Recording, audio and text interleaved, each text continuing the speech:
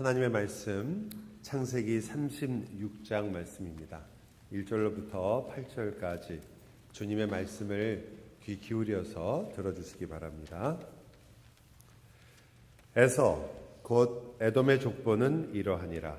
에서가 가나안 여인 중 헷 족속 엘론의 딸 아다와 히위 족속 시브온의 딸인 아나의 딸 오홀리바마 자기 아내로 맞이하고 또 이스마엘의 딸 느바요의 누이 바스맛을 맞이하였더니 아다는 엘리바사를 에서에게 낳았고 바스맛은 루엘을 낳았고 오홀리바마는 여우스와 알람과 고라를 낳았으니 이들은 에서의 아들들이요 가나안 땅에서 그에게 태어난 자들이더라.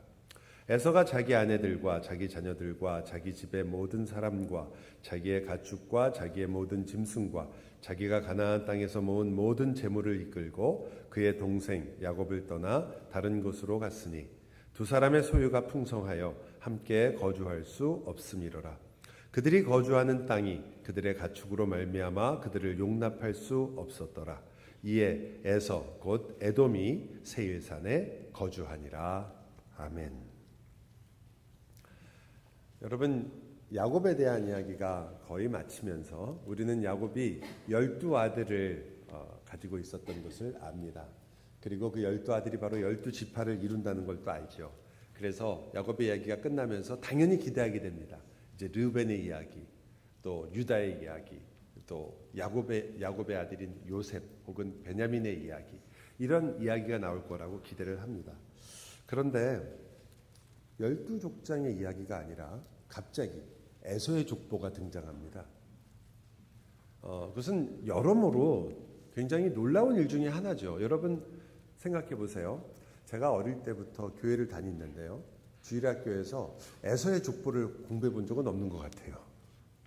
설교를 듣거나 성경 공부를 할 때도 에서의 족보를 공부한 적은 없는 것 같아요. 아브라함, 이삭, 야곱 이야기는 굉장히 많이 들었는데, 그런데 성경에요 36장 전체가 에서의 족보입니다. 한 장이면 대단한 양이에요. 여러분, 오바댜서는 한 장밖에 없어요. 신약에서 나오는 유다서도 그렇지만 딱 한 장이에요.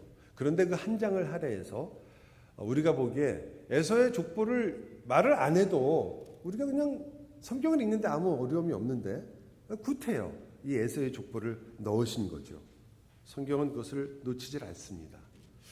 그래서 우리가 조금 더 왜 이 에서의 족보가 들어갔으며 어떤 의미를 가졌는가를 관심을 갖게 되는 거죠. 여러분, 에서의 이야기에 처음으로 돌아가 보시면 창세기의 25장이죠.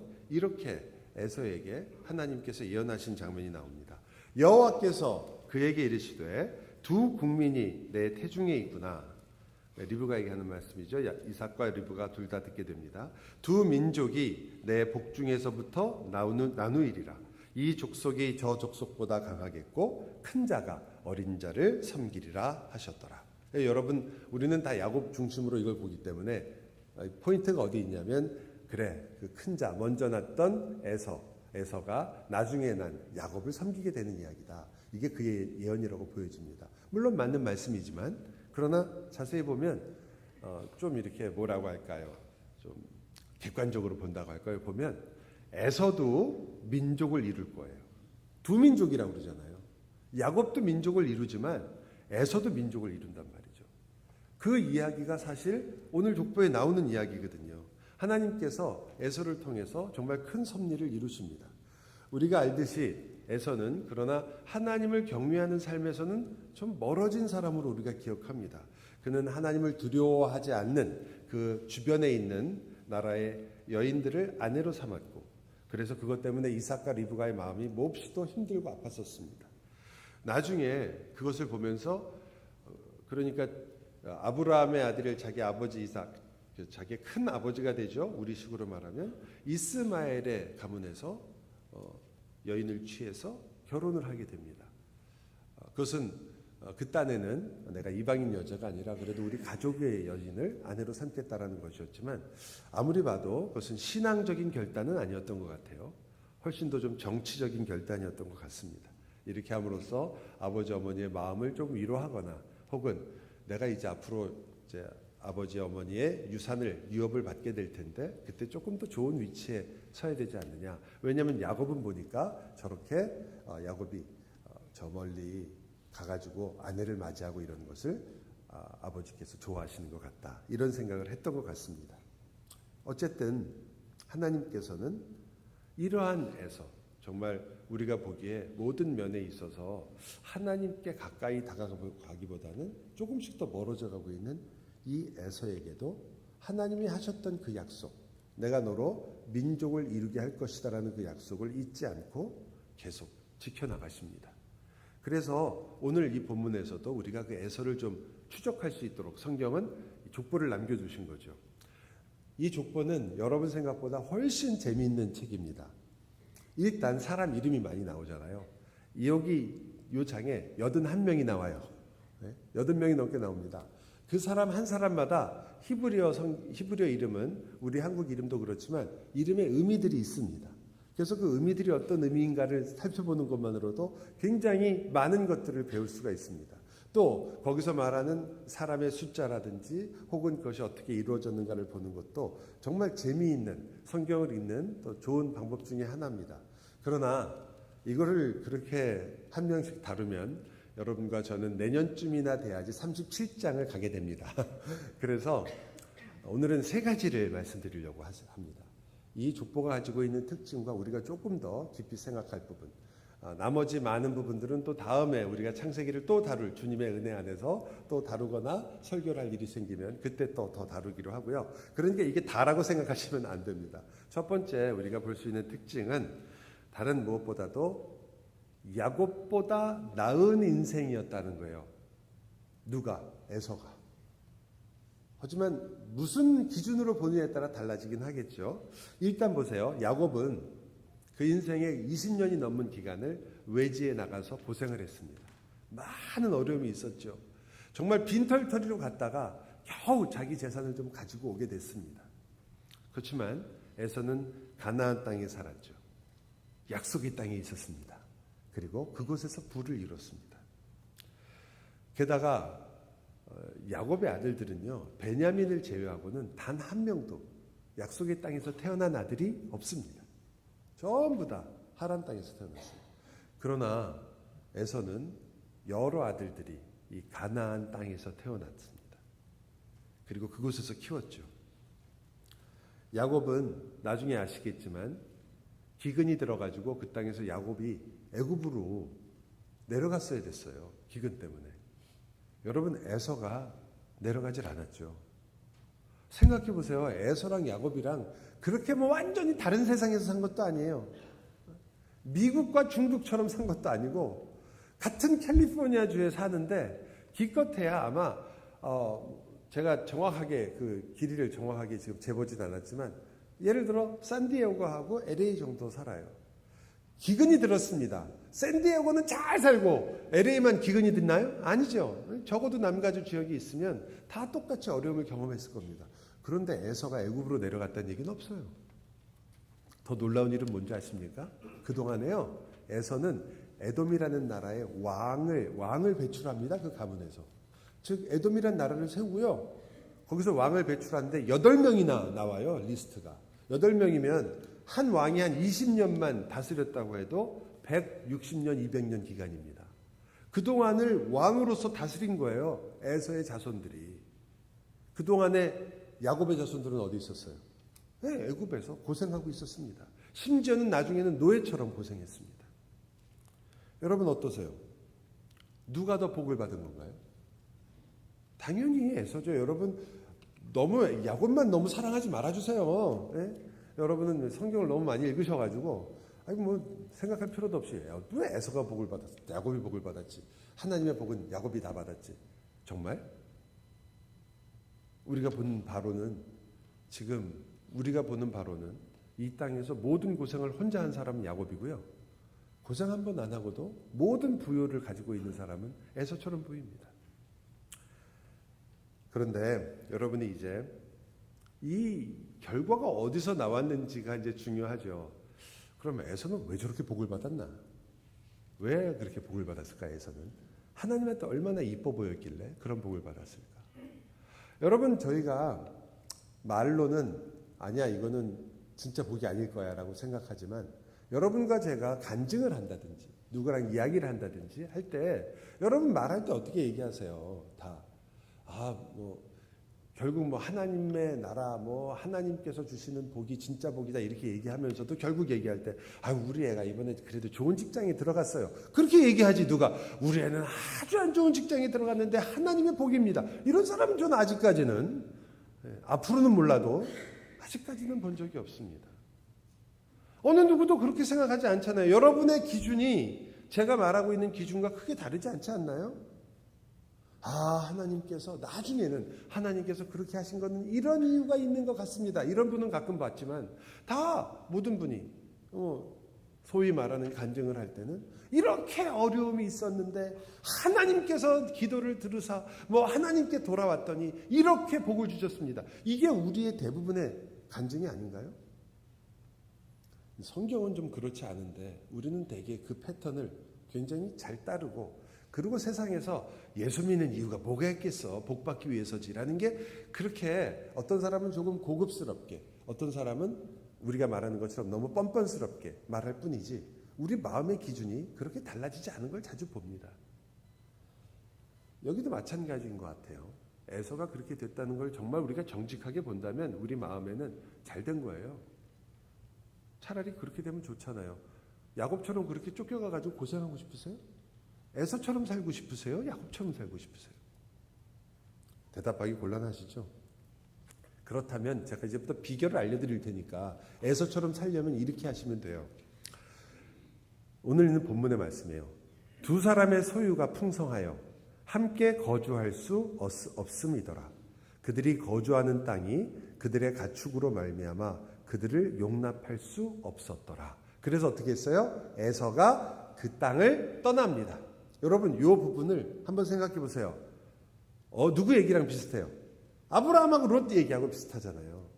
여기 보면 두 사람의 소유가 풍성하대요. 두 사람 누굽니까? 야곱과 에서. 야곱 가난하지 않아요 지금. 여기 내려왔을 때. 야곱도 그곳 하란에서 부를 갖고 왔잖아요. 지금 부자예요 야곱도. 하지만 성경에서 말하면 이 에서는 더 큰 부를 향해서 나가고 있습니다. 진짜로 더 부자가 되잖아요. 여러분 한 가문에서 왕이 8명이 나왔고 나라를 세웠어요. 대단한 나라죠. 사실 에돔 사람을 중심으로 무슨 책이 나왔다 그러면 야곱은 정말 지질이 안 좋게 썼을 거예요. 에서를 중심으로 썼겠죠. 그런데 그는 정말로 부자가 되는데 어떻게 해서요? 가나안을 떠났다고 일부러 이야기합니다. 가나안은 뭘 말해요? 약속의 땅을 떠난 거예요.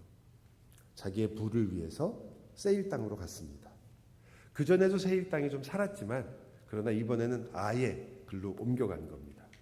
그래서 거기서 더 많은 것을 소유하게 되고 더 좋은 것을 만나게 되고 더 많은 일들이 일어납니다. 롯과 비슷한 일들이 많이 있었죠. 그런데 이 부분이 이제 우리에게는 좀 찔리는 부분인데요. 거기까지는 그래 에서가 참 잘 됐지라고 보는데 성경은 좀 다르게 이야기를 해요. 성경이 에서에 대해서 예언한 부분을 제가 읽어드릴게요.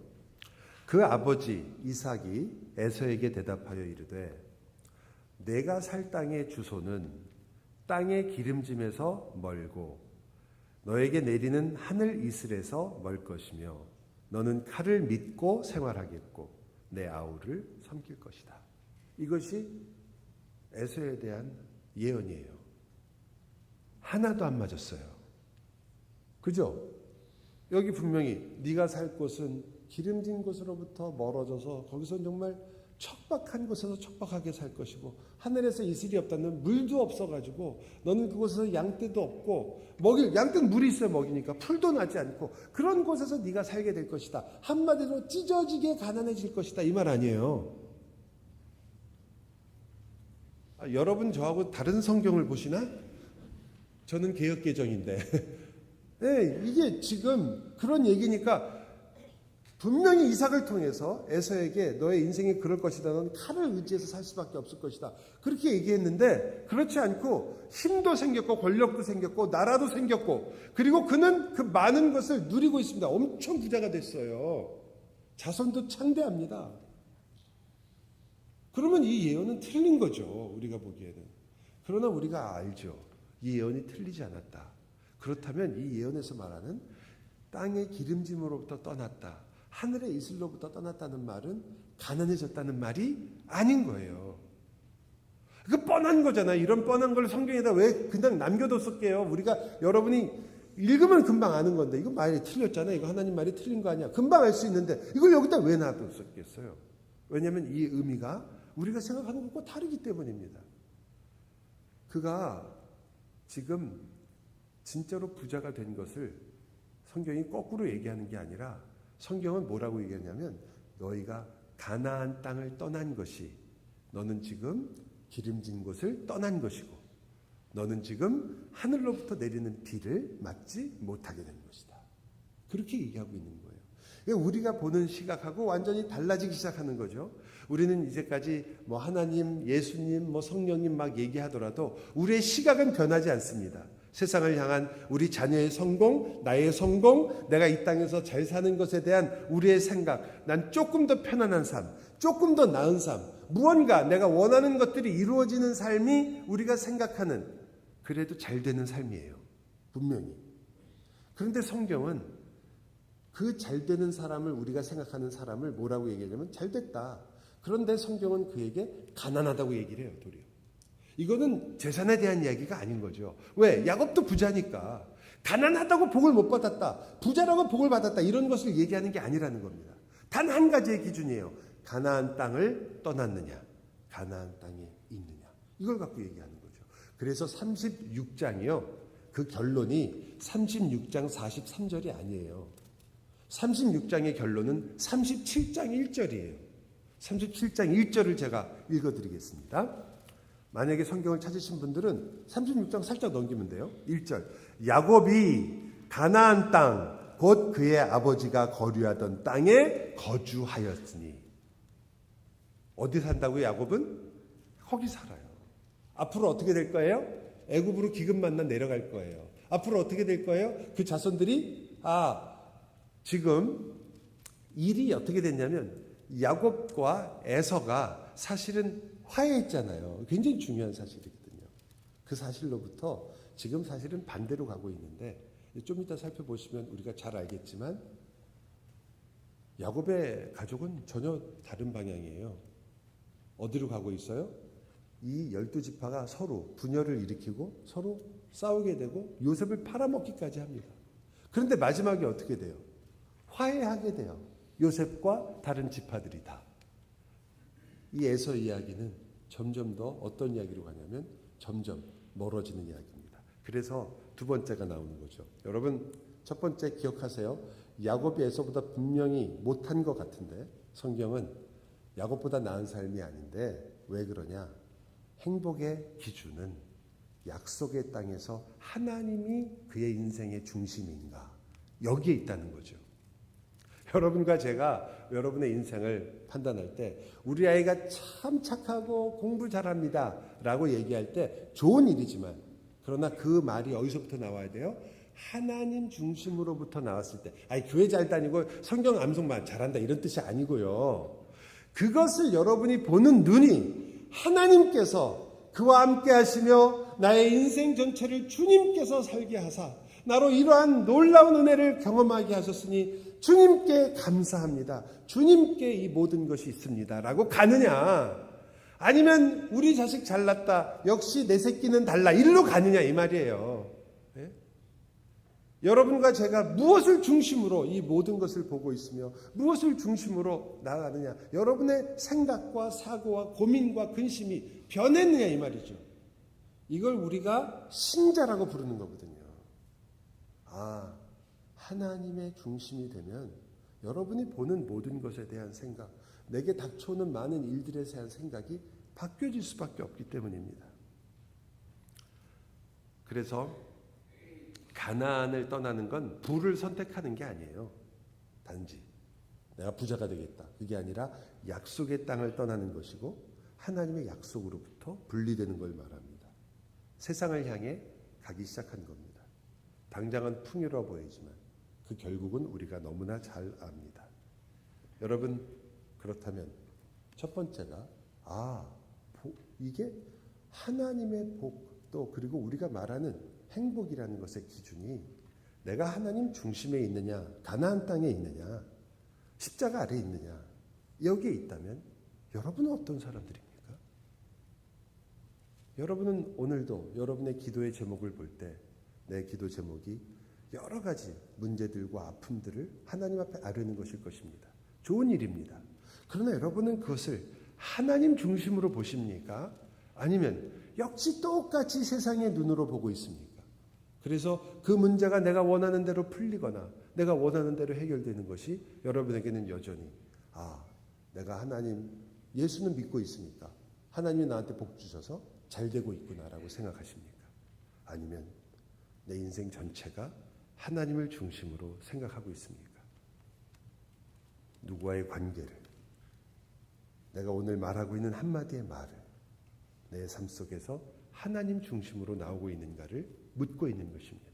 이게 첫 번째입니다. 두 번째는 특징이 점점 멀어지는 거예요. 멀어졌는데, 하나님으로부터 멀어지는데 그냥 한 번에 멀어지는 게 아니라 점점 멀어집니다. 이거는 우리 신앙인들에게 어쩌면 사탄이 사용하는 가장 쉽고 그리고 가장 효과적인 전법 중에 하나입니다. 하나님이 어느 날 갑자기 미워져서 하나님 빠이빠이 하고 하나님 다시는 안 봅니다. 이런 분 거의 없습니다. 그러나 점점 하나님에 대한 의식, 하나님이 누구이신가, 하나님이 나와 어떤 관계를 맺고 있는가에 대해서 점점 약해지는, 그리고 점점 희미해지는 인생의 삶을 우리가 볼 때가 있습니다. 그때 우리는 그것이 내가 그렇게 가고 있는 줄도 모를 때도 너무나 많죠. 여러분, 이것이 이 족보에 슬프게도 너무나 잘 나타나고 있습니다. 에서의 족보가요, 여러분이 읽으시면 금방 아시지만 가나안에서 시작합니다. 그리고는 어디로 가냐면 세일로 가요. 처음에는 세일 원주민들과 이렇게 혼인을 하고 그리고 그곳에서 점점 생활을 하기 시작합니다. 근데 그 다음엔 단순한 원주민이 아니라 그곳에 있는 유력한 가문들과 혼인을 하면서 이제 심지어는 이 에서가 세일의 원래 원주민이었던 호리족을 흡수를 해버립니다. 그래서 오히려 그것이 에돔처럼 되어가기 시작하는 거죠. 그리고 나중에는 이스라엘은 아직 왕도 없을 때 에돔의 왕 8명까지 등장하게 됩니다. 애굽에서 종살이를 하고 광야를 유리했던 이스라엘 앞에 부유하고 강력한 나라가 등장하죠. 에돔입니다. 게다가 마지막 족보를 보시면 그 마지막 족보에 에돔의 주요 족장들의 삶이 나오는데 그들이 얼마나 영향력이 있었고 그리고 번성했는지를 알 수 있는 그 족보들이 나옵니다. 다시 말하면 하나님으로부터 멀어질수록 그들은 더 큰 권력과 더 많은 것을 누리기 시작하던 거죠. 아까 말씀드린 것처럼 에서와 화해했던 가나안 땅, 굉장히 중요하잖아요. 얼마나 중요했어요. 야곱이 내려왔는데 에서가 그를 향해 달려가서 안아줬던 그 사건은 정말 우리 모두에게 드디어 중요한 한 문제가 해결된 것을 보여줍니다. 그런데 그때로부터 점점 어떻게 가요? 하나님께 멀어질수록 그들은 화해한 것이 아니라 세상으로 들어갈수록 이스라엘, 야곱과 멀어지고 결국 이스라엘이 다시 돌아왔을 때 에돔은 이스라엘이 모세를 통해서 요청했던 우리 여기 지나가게 해달라 2번이나 요청하거든요. 그런데 전혀 들어주지 않습니다. 왜? 에돔에게 이스라엘은 적이 되었기 때문입니다. 그것도 두려운 적이었습니다. 에서의 족보도 보면 사람 이름 속에도 이게 들어있는데요. 81명이나 나온다고 그러잖아요. 그 중에 자식들의 이름이 굉장히 많이 나오는데 그 자식들의 이름을 보면 그 이름 중에 딱 2명 빼놓고 몽땅 다, 이름 전체 중에 딱 2명 빼놓고 몽땅 다 하나님과는 전혀 신앙과는 관계없는 이름입니다. 2개의 이름이 나와요. 르우엘이라는 아들 이름이 나오는데 그것은 하나님의 친구라는 뜻입니다. 또 하나의 이름은 여우수라는 이름이 나오는데 이것은 하나님이 도우신다라는 뜻입니다. 그거 딱 2명이에요. 나머지는 전부 이름이 무슨 뜻이냐면 장식품, 사념소, 순금, 향수, 전부 자기 재산 목록이에요. 굉장히 세상적인 이름이죠. 아이들이 전부 다. 딱 2명이에요. 그 2명은 어디 있었느냐? 가나안에서 낳은 아들이에요. 그 둘을 빼놓고는 전부 다 세속적인 이름을 가지고 있습니다. 심지어 에돔 왕의 이름은 바알 하난이라는 이름을 갖는데, 바알 그럼 여러분도 아시잖아요. 하난이라는 뜻은 뭐냐면 자비롭다는 뜻이에요. 바알은 자비롭다라는 게 그 이름이에요. 자손의 이름. 점점 더 그의 삶이 하나님으로부터 멀어져 가고 있는 것을 볼 수 있습니다. 에서의 삶에서 하나님은 중심이 아닌 거죠. 그 배경이 되어가는 겁니다. 이 일은 결코 한순간에 일어난 일이 아니라 이 족보에도 보면 조금씩 하나님을 잊어버리고 잃어버리는 일이 그들에게 일어납니다. 여러분 생각해 보세요. 에서가 이삭하고 같이 살았는데 세일에 처음 갔을 때 한 번도 뭐 예배도 안 하고 하나님 다 버리고 하나님 기억도 안 했겠습니까? 아니요. 그도 하나님을 기억했을 거예요. 이삭의 하나님, 나의 아버지 하나님을 왜 모르겠습니까? 하나님을 아마 찾았을 거예요.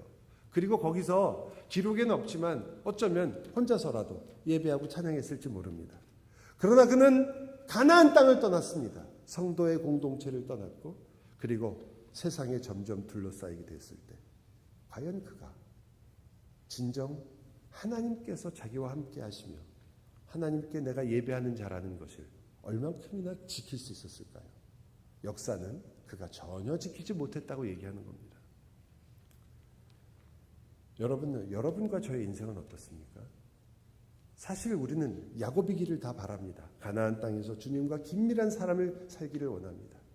그러나 여러분과 저는 그 긴밀한 삶을 산다는 이유로 그저 나는 교회 다니고 있다라는 것, 나는 그래도 예배하고 있다라는 것, 나는 그래도 성경 공부를 하고 있다, 나는 그래도 기도한다 가끔, 이런 것들로 혹시 여러분의 신앙을 이렇게 변명하고 있는 것은 아닌지 모르겠어요. 왜냐하면 우리의 참 신앙이라는 것은 가나안 땅에 살고 있는 삶의 모습이 드러나야 되는 거거든요. 야곱이 그 약속의 땅에 삶으로써 하나님의 약속을 의지하고 믿었던 것처럼 여러분은 정말 여러분 안에 역사하셨던 그 주님의 말씀이, 주님의 은혜가, 주님이 여러분에게 하신 그 모든 것이 내 안에서 지금 역사하며 살아가고 있으며 그것으로 내가 만족하고 있으며 그것이 나의 중심에 있으며 그래서 내가 겪고 있는 그 어렵고 힘든 일 속에서도 하나님이 계시다라는 것으로 이겨내고 다시 일어서십니까? 그걸 지금 묻고 있는 거죠. 여러분에게 도대체 하나님은 무엇이며 예수 그리스도는 누구이십니까? 바쁘고 힘들고 여러분의 모든 일상이 힘들어지고 내가 하고 있는 일들이 다른 어떤 일에 다 마음을 뺏기는 상황이 되면 우리는 너무나 쉽게 하나님을 잊어버리고 혹은 잃어버리고 마치 그런데도 나는 신자인 것처럼 생각하고 살지 않습니까? 성경은 우리들에게 아픈 지점을 너무나 잘 얘기해 주죠. 에서가 나 하나님 빠이빠이야 하고 간 적 없습니다. 그러나 그는 결국 하나님을 떠났습니다. 우리 중에 어느 누구도 난 하나님을 믿지 않겠다라고 결심하는 분은 없겠죠. 그러나 여러분은 여러분의 삶 속에서 하나님이 중심 되셨기 때문에 여러분이 주님의 말씀에 순종하며 살았던 일이 무엇입니까? 그것 때문에 여러분이 포기해야 됐던 것이 어느 것입니까? 여러분의 시간입니까? 아니면 여러분이 가지고 있던 소유입니까? 여러분은 주님과 함께 살기 때문에 짊어지셔야 했던 그 주님이 우리에게 허락하신 십자가가 어디에 있으십니까? 마지막 세 번째는요. 정말 이 족보는 너무나 많은 걸 말해주지만 한 가지만 더 해드리겠습니다. 이 족보는 복의 근원이 무엇인지를 우리에게 묻습니다. 처음에 이 복이 무엇이냐? 야곱이 정말 에서보다 복을 못 받았느냐라고 물었다면, 그리고 하나님으로부터 점점 멀어지는 것이 바로 이 에서의 문제이고 우리들의 문제다. 우리가 지금 신앙을 가지고 하나님과 함께 산다고 하면서도 마치 야곱인데도 에서처럼 사는 그 모습을 어떻게 할 것인지 하고 묻는다면, 이제 마지막으로는 복의 근원이 무엇이냐라고 묻는 거예요. 이게 무슨 말이냐면요. 지금 이 족보를 맨 처음 보는 사람들은, 그리고 계속 읽을 사람들은 에서 족속이 아닙니다. 누가 읽어요 지금? 모세가 쓴 이 책을 누가 읽습니까? 이스라엘 백성이 읽죠. 하나님의 백성인 야곱이 읽습니다. 야곱을 위해서 에서의 족보를 남겨둔 거예요. 에서들을 위해 에서의 에돔 사람들을 모세오기 안 읽습니다. 거기 있는 에서 이야기를 들으면서 감명받지 않습니다. 와, 우리 조상이 이렇게 훌륭했구나, 그러지 않습니다. 지금 이 메시지가 전해지고 있는 것은 이스라엘 사람들이에요. 그런데 이스라엘 사람들과 에서의 관계, 즉 에돔과의 관계를 보면 하나님께서 이렇게 얘기하세요. 그들이 다시 가나안으로 돌아왔을 때 너 에서를 미워하지 말아라. 에돔을 미워하지 말아라. 너는 에돔 사람을 미워하지 말라. 그는 내 형제임이니라. 분명하게 얘기하시거든요. 심지어 애굽 사람을 미워하지 말라. 내가 그의 땅에서 객이 되었음이니라. 이렇게 얘기합니다. 다 사랑하라는 말씀인가? 아니에요. 이 신명기에 보면 그 민족하고는 그들은 여호와의 회에 들어올 수 없다라고 하는 그런 말씀도 하세요. 그러나 이들은 3대가 지나면 여호와의 회에 들어오게 해라. 이렇게 얘기하시거든요. 이것은 다시 말하면 하나님께서 이 일을 통해서 주고자 하는 메시지가 있다는 거죠. 에돔을 지나가기만 2번이나 요청합니다. 모세가 2번 다 거절받죠. 그리고 군대를 동원해서 그들을 막으려고 합니다. 그래서 뺑 돌아가게 돼요. 육체적으로는 형제인데 적대자가 됐습니다. 이스라엘과 끊임없는 전쟁이 그때부터 시작됩니다. 에돔은 정말 이스라엘을 괴롭히던 그러한 민족이 되죠. 어떤 때는 그래서 속국이 되기도 합니다. 다윗 때 이스라엘 군대가 가서 이 애굽을 완전히 점령하고 거기다 주둔군을 배치하고 자기 속국으로 삼은 적도 있거든요. 하지만 그 일 때문에 결과가 좋은 게 아니라 솔로몬은 엄청 고생합니다. 그리고 이 에돔은 끊임없이 이스라엘을 침략하죠. 여러분, 피크가 언제였냐면 바벨론 때였습니다. 바벨론이요, 이스라엘을 공격했잖아요. 그때 에돔이 거기 편을 들어가지고 같이 노략질을 했어요. 그뿐만 아니라 이스라엘 사람들이 바벨론에게 쫓겨가지고 도망갈 때 포로가 도망가는 거예요. 근데 그때 추노처럼 그 포로를 잡는 역할을 누가 했는지 아세요? 바로 에돔 사람들이 했어요. 그래서 에돔 사람들에 대한 분노가 이스라엘이 엄청 났었습니다. 오바댜 선지자도 그래서 이 에돔은 멸망할 것이다. 그들의 죄 때문에 그렇게 얘기하죠. 그리고 결국 그 예언이 바벨론이 결국은 이 에돔을 멸망시키는 것으로 끝나게 되고 에돔 사람들은 쫓겨나가지고 뿔뿔이 흩어져서 이스라엘 땅에 들어와서 살게 됩니다. 헤브론에서 살아요. 그것도. 지금 야곱 어디 있죠? 헤브론에 있어요. 이삭이 헤브론에서 살았거든요. 근데 글로 스며들어와서 살게 됩니다. 에돔 사람들이. 그러면 여러분, 그 사람들을 뭐라고 부른 줄 아세요? 이두메 사람이라고 불렀어요. 에돔 사람들. 여러분 막 연결되시는 분 안 계세요? 이 이야기의 피크는 어디에 있냐면 바로 이 이야기에 있습니다. 이스라엘이 400년 동안 말라기부터 예수님 오실 때까지 중간기라는 것이 있습니다. 그때는 하나님의 말씀이 없었습니다. 성경이 기록되지 않았죠. 그 기간에 마카비라는 사람이 나와서 이스라엘의 독립을 쟁취했던 적이 있습니다.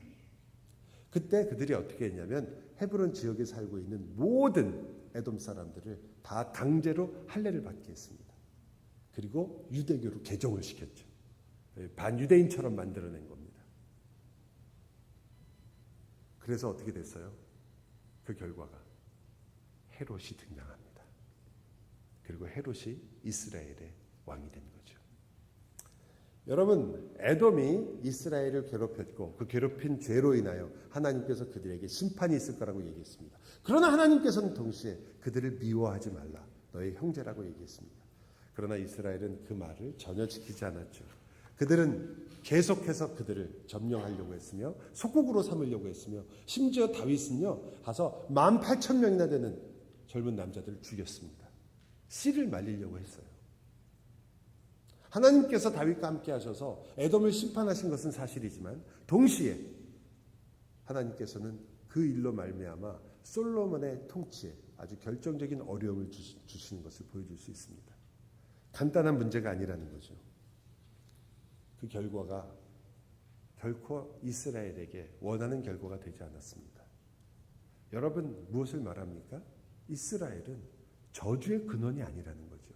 그들은 복의 근원이었습니다. 그러나 그들은 복의 근원이 되기를 포기하고 자기들이 심판주가 되려고 했던 거죠. 원수를 하나님께 맡기라는 그 하나님에게 말씀보다는 자기들이 그 칼을 쥐기를 원했던 겁니다. 칼을 쥐는 것은 에돔입니다. 에돔은 그 칼의 의자에 살 수밖에 없습니다. 하나님을 떠났으니까요. 믿을 건 자기밖에 없습니다. 그들은 칼을 잘 가질 수밖에 없어요. 그러나 이스라엘은 너희는 군대와 병거를 가지지 말라. 왜냐하면 내가 너희의 군대이고 내가 너를 위해 싸운다. 너희의 싸움은 나에게 속한 것이다. 이것이 하나님의 말씀인데 이스라엘은 그 길을 가지 않았죠. 여러분, 그 결과는 결국 이스라엘 자체도 어떠한 어려움과 어떠한 문제에 처해 있는지를 역사가 보여줍니다. 헤롯까지 미쳤던 그 일로 말미암아 베들레헴에 곡소리가 들리게 되죠. 그렇다고 이스라엘이 잘했느냐? 야, 에돔은 저렇게 하다 보니까 결국 헤롯이 나왔구나. 이스라엘은요. 그 에돔을 미워했던 이스라엘은 어떻게 됐습니까? 십자가에 예수님을 못 박았습니다. 누가 더 잘했고 누가 더 잘못했다고 할 정도가 없을 정도로 모두가 죄인의 역할을 했습니다. 물론 이런 불순종과 죄를 이겨내시고 하나님께서 하나님의 역사를 이루어내셨죠. 그래서 그리스도가 오셨습니다. 그러나 이 일에 참여했던 이스라엘은 돌이킬 수 없는 죄를 범한 것이었고 우리 역시도 마찬가지입니다. 여러분이 선을 이루시는 하나님을 믿기 때문에 여러분이 마음대로 살 수 없습니다. 선을 이루시는 하나님이 있기 때문에 여러분이 이제부터 나는 하나님께서 함께 하시니까 내 생활에서는 어느 정도 이렇게 살아도 좋으신 하나님이 나를 또 받아주시고 용서해 주시겠지라고 여러분 그렇게 생각하시면 안 됩니다.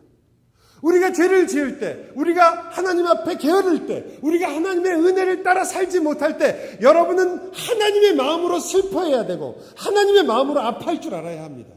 아, 하나님은 좋으신 분이니까 내가 이렇더라도 하나님은 받아주실 거야 라고 생각하는 것이 아니라 내가 도저히 받아줄 수 없는 사람이라는 걸 깨달아야 합니다. 그 받아줄 수 없는, 하나님이 나를 저주할 수밖에 없는 나인데 그 나를 사랑하시는 주님을 만나야지. 여러분이 먼저 김칫국 마시면 안 됩니다. 하나님이 이런 분이니까 내가 돌아가면 해주시겠지 하고 여러분이 그 자유를 여러분의 방종의 기회로 삼는다면 그것은 신자의 길이 아니죠. 선하신 하나님이 모든 일을 이루시기 때문에 여러분은 더욱더 선하게 사셔야 되는 겁니다. 말할 나위가 없죠. 여러분, 과연 만약 우리가 복의 근원이라면 우리는 무엇보다도 이 세상에서 복의 근원으로 살아야 합니다. 여러분은 친절하셔야 하고요.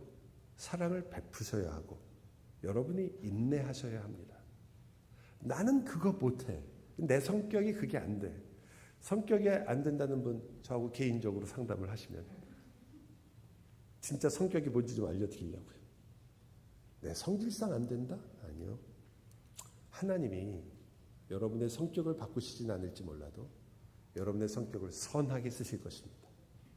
급하신 분, 또 가끔 진노하시는 분, 다 주님께로 오라. 내가 너희를 쉬게 하리라. 나는 지금 참지를 못해요. 참지 못하시는 분, 수고하고 무거운 짐진 자들아, 다 주께로 오라. 주께서 여러분을 반드시 쉬게 하실 것입니다. 핑계대지 맙시다. 주님께 가십시오. 여러분은 세상에게 복의 근원입니다. 그 무엇보다도 여러분은 복음을 갖고 있기 때문에 복의 근원입니다. 여러분이 가지고 있는 이 복음을 과연 지금 얼마나 귀하게 여기고 있으며 내 인생 속에서 그것을 나누는 일에 대해서 어떻게 생각하고 계십니까? 여러분은 복음을 말로 나눌 수도 있지만 성경은 여러분의 삶 자체가 복음의 영향 아래 있다고 말합니다. 우리는 만나는 이들에게, 그리고 우리가 말하는 이들에게, 우리가 함께하는 이들에게 내가 예수의 입이고 예수의 귀이며 예수의 발이라는 것을 항상 이야기하는 사람들입니다. 세상은 여러분을 예수로 보지 여러분을 단지 기독교인으로 보지 않습니다. 난 기독교는 싫지만 예수는 좋아. 이렇게 말하는 그 배경을 좀 생각해 보세요. 왜? 우리를 기독교인으로 보는 거죠. 아니요. 여러분은 그리스도인입니다. 여러분은 기독이라는 말은 물론 그리스도라는 뜻이긴 하지만 종교적인 사람이 아니란 말이에요. 여러분은 예수의 사람입니다. 우리가 에서를 통해 봤던 것처럼 우리 에서가 약속의 계열에 있었지만 점점 세상을 향해 나아가서 하나님을 떠나는 모습을 우리가 보았습니다. 누가 더 복을 받고 있는가? 하나님을 떠나 멀리 가고 있는 자인가? 아니면 하나님이 중심에 있는 자인가? 결국 고난과 어려움을 통해서 하나님을 더욱 알게 되는 야곱인가? 아니면 굉장히 편안했고 아무 어려움도 없었지만 세상으로 끊임없이 나아갔던 에서인가? 여러분, 지금 여러분의 사는 삶도 쉽지 않죠. 빡빡해 보일 때가 있고 힘들겠죠. 당연하지 않아요? 그러면 저도 그렇고 여러분도 그렇고 너무 힘들고 빡빡하니까 많은 걸 바라는 게 아니라 그냥 조금 숨 쉴 만큼 조금 더 나아지기를, 조금 더 평안하기를, 조금 더 괜찮아지기를 우리가 바라는 게 당연합니다. 그 우리가 기도할 때 주님 조금만 더 좀 숨 쉴 틈만 주세요 라고 기도하는 거 다 압니다. 그런데 우리가 많이도 아닙니다. 조금만 더 하는 거, 이거 어디서 많이 듣던 거 아니에요? 제가 한국에서도 그랬는데 여기도 마찬가지인데, 제가 이제까지 한국에서 19평짜리 아파트를 사신 분이 그 다음에 13평으로 가시는 분 본 적이 없어요. 그 다음에 뭘 꿈꾸시나요? 그 다음에 22평, 22평 다음에 32평, 32평 다음에 40평, 그 다음에 60평. 그렇게 가지? 누구도. 다 이야기하면, 아유, 목사님, 저희 이번에 새로 이사 왔는데요. 그래요. 어유, 집이 너무 좋네. 아우, 너무 좋아요. 그 다음에 한 3개월 후에 다시 신방 가면, 너무 좋다고 그래요. 그러면서, 근데 화장실이 좀 좁아요. 안방이 좀 작은 것 같아요. 조금만 더죠, 조금만 더. 많은 거 바라시는 분 없어요. 조금만 더. 에서가 끌려간 길입니다. 여러분, 그 길을 같이 가시려고 하시는 겁니까? 처음에 에서도 세일에서만 살아남으려고 했습니다. 그러나 결국은 자기의 평안을 위해서 세일을 삼켜버립니다. 그리고는 에돔의 왕을 배출하게 되죠. 조금씩 하나님과 멀어지고 하나님은 주변이 됩니다. 여러분, 여러분의 삶은 어떻습니까? 제가 만약 여기서 여러분, 예수 믿으시는 여러분, 이제 여러분의 모든 것을 제발 내려놓고 이제 다음 주부터 우리 선교 갑시다. 선교사로 다 헌신하십시오. 하나님께 나아가서 여러분 어떻게 구원을 받고 복음을 아는데 어떻게 이 자리에 이들이 있습니까? 좀 저쪽에서는 죽어가는 사람들인데 다 같이 선교하러 갑시다. 그럼 여러분 어떤 생각이 먼저 드세요? 목사님 왜 저래? 네? 목사님 왜 우리를 선동하시지? 사명이 아무나 있는 건가? 모두 다 선교사로 갈 수는 없잖아. 이런 생각이 드십니까? 아니, 목사님 왜 저렇게 부담을 주시나? 가뜩이나 나도 예수 믿고 좀 뭔가 하나님을 위해서 하고는 싶은데 뭐 할지 몰라가지고 좀 부담인데 선교사로 가라고 막 부담을 주시나? 아니면 이런 생각이 드십니까? 내 삶을 좀 돌아봐야 되지 않을까? 이런 생각 안 드십니까? 맞습니다. 모두 다 선교사로 부르시지도 않고 여러분이 다 살던 집 떠나서 선교사로 가실 필요도 없습니다. 그게 다 하나님의 뜻은 분명히 아니에요. 여러분 맞아요. 그런데 여러분 고민은 하십니까? 내가 받은 이 복음, 이 뜨거운 복음, 나를 생명으로 인도하셨던 그 복음, 내가 이 복음을 갖고 있는데 고민은 하십니까? 이걸 어떻게 하면 좋을까? 여러분이 어디에 매여 살고 있는지 고민은 하십니까? 내가 정말 힘든 것인지 아니면 내 욕심이 나를 힘들게 하고 있는 것인지 고민은 하십니까? 많은 분들이 열심히 산 것밖에 없습니다. 내가 열심히 일한 것밖에 죄 없습니다. 이렇게 얘기하시는 분을 가끔 만납니다. 신자들도 가끔 그렇게 얘기해요. 저 미국 가서 열심히 산 것밖에 없습니다. 아니요. 그건 여러분의 변명이 될 수가 없어요. 신자는 하나님 없이 열심히 일했으면 그것도 부끄러운 일이에요. 하나님이 중심이 아니면서 여러분이 열심히 살았고 열심히 무언가를 했다면 정말 부끄러운 일입니다. 여러분의 생각과 여러분이 하는 일들과 여러분이 계획하는 것들과 여러분의 앞일이 하나님 없이 여러분이 계획한 것을 따라가고 있다면 부끄러운 일입니다. 돌이켜야 될 일입니다. 여러분이 오늘 하루를 생각하면서 여러분이 자녀를 생각하면서 하나님을 중심에 두지 않고 여러분이 누리고 가져야 될 것과 여러분의 평안만을 생각하고 여기까지 오셨다면 부끄러워하셔야 됩니다. 여러분은 하나님의 자녀로 부르심을 받았어요. 이 말씀을 기억하신다면 에서의 길로 내가 가고 있는 것은 아닌지, 내 족보는 지금 어떻게 만들어지고 있는지 고민하셔야 합니다. 저는 그래서 이 기도를 여러분의 기도로 역시 삼고 내가 무엇을 향해 가야 될지를 아셨으면 좋겠습니다. 우리 주 예수 그리스도의 하나님, 영광의 아버지께서 지혜와 계시의 영을 너희에게 주사 하나님을 알게 하시기를 원한다. 너희 마음의 눈을 밝히사 그가 우리를 부르신 그 부르심의 소망이 무엇이고 너희 안에서 그 주님이 주시는 기업의 영광의 풍성함이 어떤 것인지를 알기를 원한다. 너희 마음의 눈을 밝히신 그 주님께서 그 힘의 위력으로 역사하심을 따라 우리에게 베푸신 능력의 지극히 크심이 어떠한지를 너희가 알게 하시기를 구한다. 내가 어떤 은혜를 받았으며 그래서 내가 어떻게 살아야 되는지를 깨닫게 하시기를 원한다. 여러분의 나이가 어떤 나이에 있든지, 여러분이 남자든지 여자든지 상전이든지 종이든지, 여러분이 부자든지 가난하든지, 여러분이 아무것도 없는 나 홀로 내 인생을 책임져야 하는 상황에 있든지 아니든지, 내가 너무나 외로운 상황에 있어서 내 삶을 앞으로 어떻게 살아야 될지조차도 고민하고 있든지, 혹은 나는 너무나 많은 것을 갖고 있어서 정말 매일매일이 즐겁든지, 그 모든 것 속에서 저는 여러분이 알기를 원합니다. 그 모든 일에 하나님은 어디 계십니까? 기도합시다.